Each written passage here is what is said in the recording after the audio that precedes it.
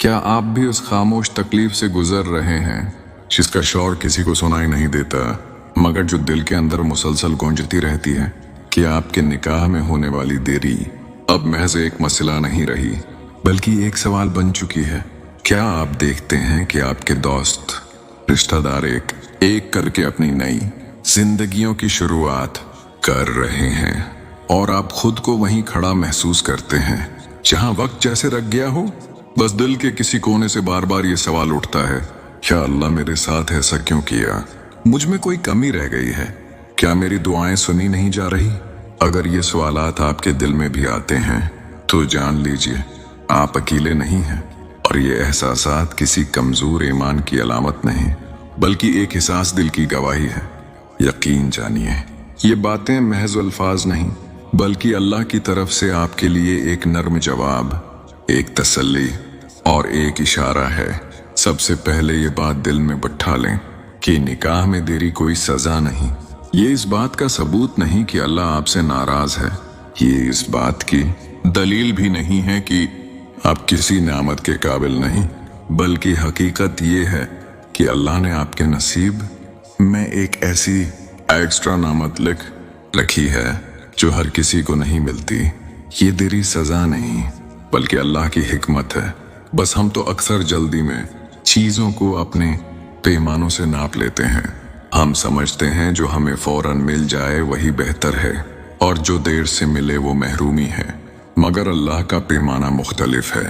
قرآن ہمیں واضح طور پر بتاتا ہے، اور ہو سکتا ہے کہ تم کسی چیز کو ناپسند کرو حالانکہ وہ تمہارے لیے بہتر ہو، اور ہو سکتا ہے کہ تم کسی چیز کو پسند کرو حالانکہ وہ تمہارے لیے نقصان دہ ہو، اور اللہ جانتا ہے تم نہیں جانتے۔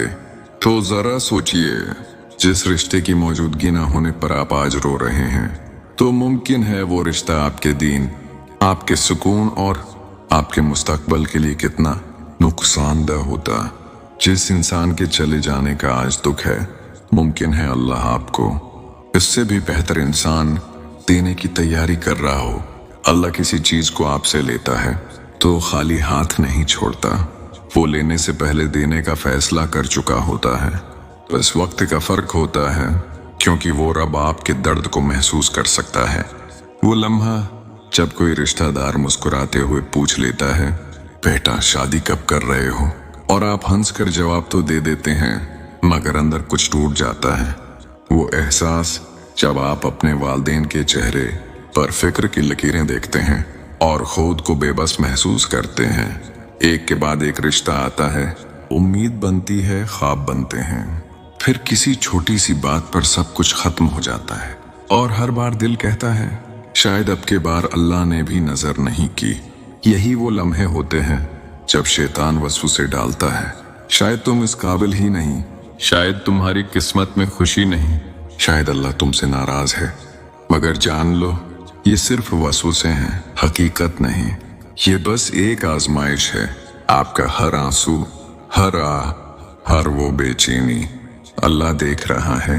وہ آپ کے صبر کو نظر انداز نہیں کر رہا بلکہ اسے محفوظ کر رہا ہے۔ اب آتے ہیں اس سوال کی طرف، آخر وہ کون سی ایک ایکسٹرا نعمت ہے جس کے لیے اللہ آپ سے صبر کروا رہا ہے؟ یہ کوئی ایک نعمت نہیں بلکہ 3 عظیم نعمتوں کا مجموعہ ہے جو اللہ خاص لوگوں کو عطا کرتا ہے۔ نمبر 1 ہے سوچ اور سمجھ کی پختگی۔ وقت کے ساتھ انسان بدل جاتا ہے۔ یہ دیری آپ کو جذباتی فیصلوں سے نکال کر شعور کی طرف لے آتی ہے۔ اب آپ صرف خوبصورتی، دولت یا سوشل اسٹیٹس نہیں دیکھتے، اب آپ کردار، دینداری اور اخلاق کو اہمیت دیتے ہیں۔ یہی پختگی اصل کامیابی ہے۔ جب انسان کی ترجیحات بدلتی ہیں تو اللہ بھی ویسا ہی جوڑا عطا کرتا ہے جو ان ترجیحات پر پورا اترے۔ نمبر 2، اللہ سے گہرا اور مضبوط تعلق۔ یہ انتظار آپ کو اللہ کے قریب لے آتا ہے۔ جب دنیا سے دل ٹوٹتا ہے تو انسان صرف اللہ کے در پر جاتا ہے۔